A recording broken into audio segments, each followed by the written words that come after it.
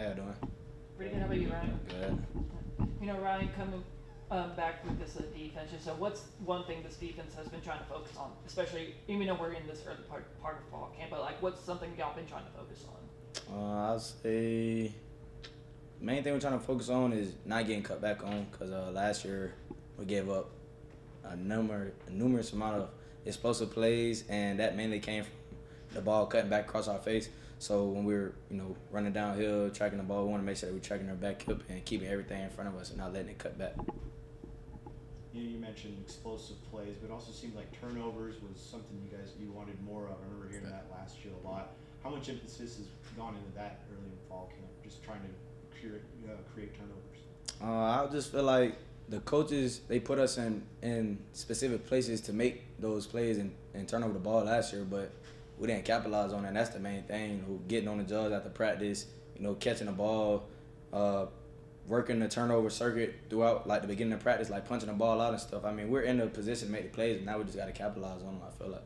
How much are turnovers luck versus skill, in your opinion? I wouldn't say anything. Look, I think everything happened for a reason, but like I said, like when we're in a position to make the plays, we just got to make the plays, and that just comes to, I feel like it's a mental thing, looking where it's the small thing where it's looking the ball in straight through your hands and catching the ball. I mean, if you're there, you know that we practice peanut punching the ball, you might as well make the play and punch it out. Yeah, a lot of new faces in this defensive back room. Just how's it been just trying to get everyone just gelling and on the same page? I wouldn't say that it would be hard. I think it just comes with like the more that we're practicing together, like getting the chemistry down. I don't know. I don't think it's really that hard, honestly, because we all, get along together in the locker room. We all sit together. We talk together. When we go in our defensive rooms, we all sit by each other and conversate and talk about the plays. When we go through the walkthroughs, we know we're communicating with each other. So I don't think it's really that hard. I honestly think that we all on the same page.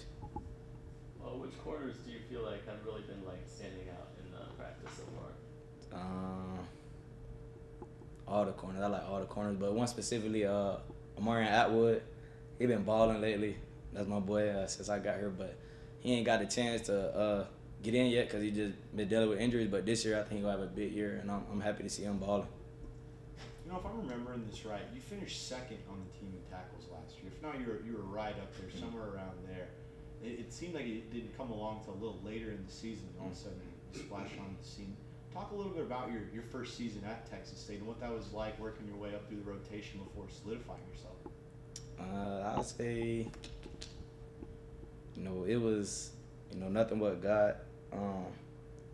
I'm just, glad to be put in that position. When I first got here, I got here in the spring. I was coming off a face injury, so I couldn't be right into contact. When I got in, I was trying to make the plays that I could. Went in the fall camp, third string. Was just working my way out. I wasn't really thinking about the depth chart. Honestly, I was just like, when I get my moment, I'm gonna make it count. And I mean, injuries happen, and I ended up getting a chance to play, and then I showed that I can play. And then later on in the season, when the injuries did happen, I was able to play. And when I was in the position to make the play, I made the play, and I'm just very grateful. Do you participate in the one-on-one drills, or is that just you? Yes, I do. Who's the guy you hate covering the most? Blake, who just came out of here. Blake, that's what we were laughing about when we left away. But nah, just because he a bigger tight end, he's hard to guard, so that's only gonna get me better, and that's something I've been working on. You beat him today in the one-on-ones? Or Nah, did he hit he got the best of me. Yeah, how competitive did those one-on-one situations get between y'all and the wide receivers? We keep it like, a friendly competition, but nah, it's definitely competitive though, because in the game, I mean, we play man to man, and offense team, they're gonna play against teams that run man to man, so they gotta beat them and we gotta guard them. So, I mean, it gets competitive. We try to stay up, keep our teammates safe, and that's just what it is. And how does that, I guess, wide receiver group kind of make y'all better, and just vice versa? How do y'all make that wide receiver room better? They make us tremendously better. I feel like we probably got the hardest wide receiver to guard in the country, honestly. I mean, I can't name anybody over there who's just like easy to guard. Like everybody, even the tight ends, they all got a little juice to them. And we make them better because we always touching and we messing up the timing of the routes, and that's only gonna make the quarterback and their chemistry get better. So The coaching staff for the DBs, Dexter McCoy, obviously he's the DC, but he was a safety in the NFL himself. Got Matthew Craig doing corners. You even have new GA Sean Holton played here. We remember when he was playing here. What's it like being tutored by these guys, learning from these coaches who have good experience themselves? It's like I'm glad to be in a position to learn from people that have done it like before me, because when you're learning from somebody that's already done it, it just make you want to be coached more by them. And I'm already a coachable, young kid, and I don't know, I'm just like grateful to take it in, especially Sean.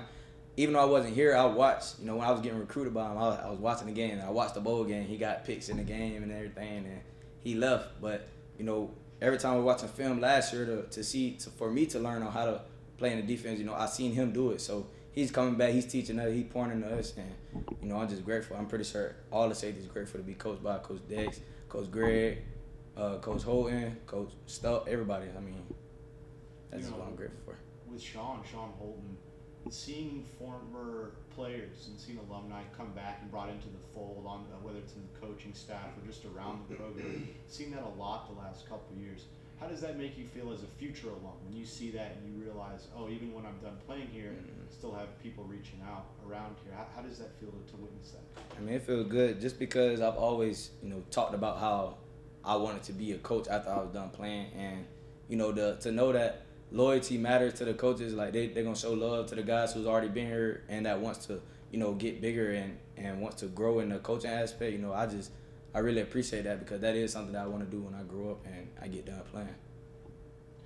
With this team, 2 bowl wins, these past 2 seasons, but even though they're great accomplishments, what does this team and especially this defense need to do to jump up that next level to get that elusive conference championship? First, we got to make the plays when we're in the position to make the plays.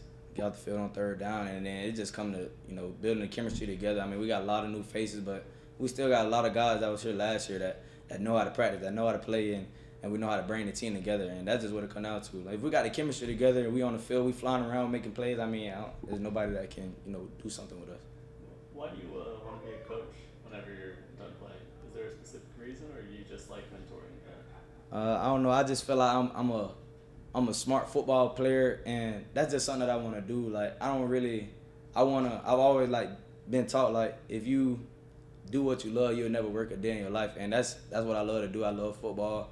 I love to talk about the game of football and teaching young kids like how I grew up and getting them better. That's something that I just want to do. Do you enjoy mentoring the young kids that are here now? Yeah, I definitely do.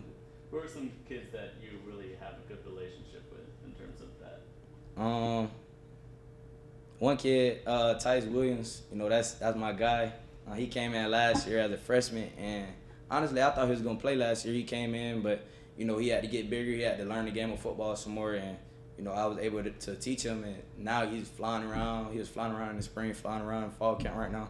So I'm just happy to see him grow. That's my guy though. With all of these position groups, a lot of them have like their certain activities, off the field that kind of help develop that team chemistry. What, especially with this defensive back, women and safeties, what off the field activities do y'all do to kind of strengthen y'all's bond? Well, before fall camp, we were, as a safeties group, we were going out to eat every Wednesday together and stuff. So we was building that together. We even went out to eat on my birthday, like it was a Wednesday, and it just happened to fall on the same day. But we celebrated that, and I don't know. I just feel like, especially as a safeties group that I can speak on, we're so close, and like we're probably the most veteran group because we got the most people that's already been here, and we're just very close together. What's y'all's favorite eating spot? I don't even know. I really don't know. We just going to eat everywhere. All right, top 3. Top 3? Top 3. Any place on Red Card. We went to go eat at Twin Peaks one time, but yeah, that's yeah. And I'll probably say Texas Roadhouse. Texas Roadhouse is pretty good. It's last year's Sun Belt for Texas State. Is there a little extra in y'all going into the season wanting to leave the conference with a championship, with the Sun Belt championship? I would say so, but I feel like when you think if we were like as a team, we think about like, oh, this is our last year here, you know, we got to do it instead of just already having like we should have been did it. Like, you know, that's just we already just want to do it to begin with. Like even if this wasn't our last year, I feel like I mean I know last year I wanted to win it, and this year I specifically want to win it, and regardless if our last year or not. Like, no extra motivation needed. I mean it's extra motivation, but it's not needed though. But we'll definitely take it.